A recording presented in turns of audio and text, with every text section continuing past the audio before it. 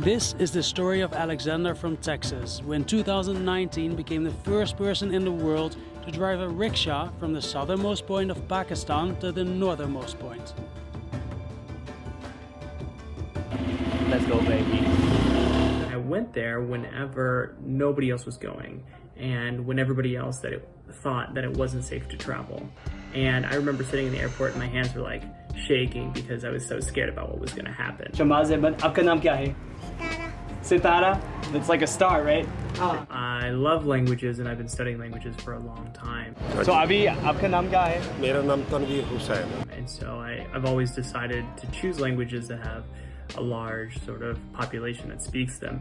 And one of the ones that I chose was, Hindi and Urdu. And so I studied some time with that language and then ended up going to Pakistan. While I was in Pakistan, I discovered that, the country is predominantly really pretty safe.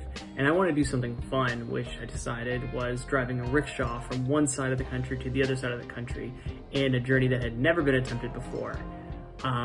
It was dumb. I don't recommend it. It was really, really, really hard.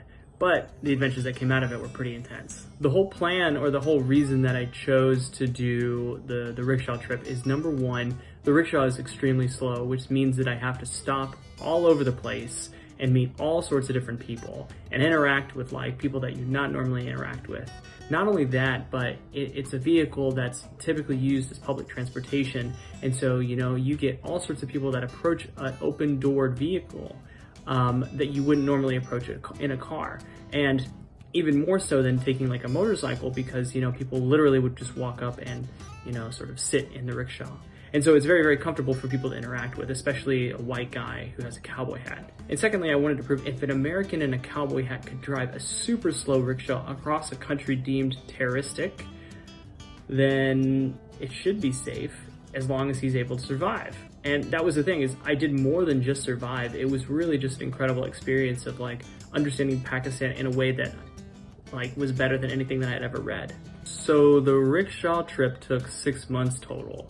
And the rickshaw itself is actually no different than the ones that taxi drivers use. It was a little bit bigger, and typically the bigger ones are used in the south, in Karachi especially, just because, the roads are flat, you don't have to worry about hills and mountains and everything. I didn't know that choosing it, so I chose the wrong one. I should have chosen the smaller one. Almost. It broke all the time, every 3 days, and if it didn't break a day, it would break twice the next day. So it broke all the time. You don't have to have a special permit to drive it. In theory you do, technically you do, but the police never check. They always use my American ID. Yeah, baby. Okay, so what did I learn from the trip? I would argue that Pakistanis are the most hospitable people in the world. Sometimes I would literally drive through cities just so that I didn't have to stop, meet somebody, and then get invited to their house for a huge dinner. It's just because the hospitality is just so intense. And that's one of the best things about that country. There's so many people that don't have a whole lot necessarily, who will literally give you anything and everything. And that's just because, the way that the culture is they're just so freaking hospitable. So absolutely amazing. If people are going to do the same trip, do it.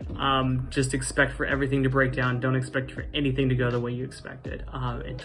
You really have a good time, and take it slow. Meet the people, enjoy what you're doing.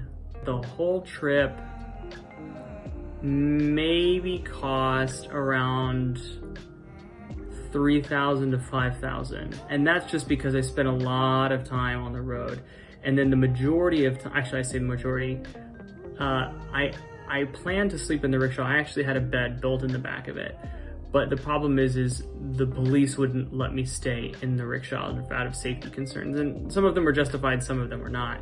But nevertheless, I was either forced to sleep in a hotel or at couch surfing or at somebody's house or something like that. So I would say that the majority, actually all of the time, was not sleeping in the rickshaw. I think I'd probably do it again under the right circumstances, but I wouldn't choose the bigger rickshaw. I would choose the smaller rickshaw for sure. And, honestly, if I had to really actually 100% do it again, I would probably do it on a motorbike, just because, you have a lot more access to a lot of more hidden areas on a motorbike. The channel College Free has not uploaded in a very long time, and The plan is eventually to do that again. I'm working on a documentary that's about an hour long, and it'll probably take me a year to finish editing. It's just a tremendous, tremendous project, but it's on the behind the scenes of arranged marriage and the differences between arranged marriage and you know, love marriage in the Western and Eastern hemispheres. And it really, really goes a lot into the behind the scenes of what that's like. And so that should be really, really good. And I'm looking forward to sharing that with everybody. So I just want to say thank you, Hoop, for doing this video. And to everybody who's watching, do support his channel, please, by all means. He works his butt off to make, you know, some really, really awesome videos. And as always, live hard and stay awesome.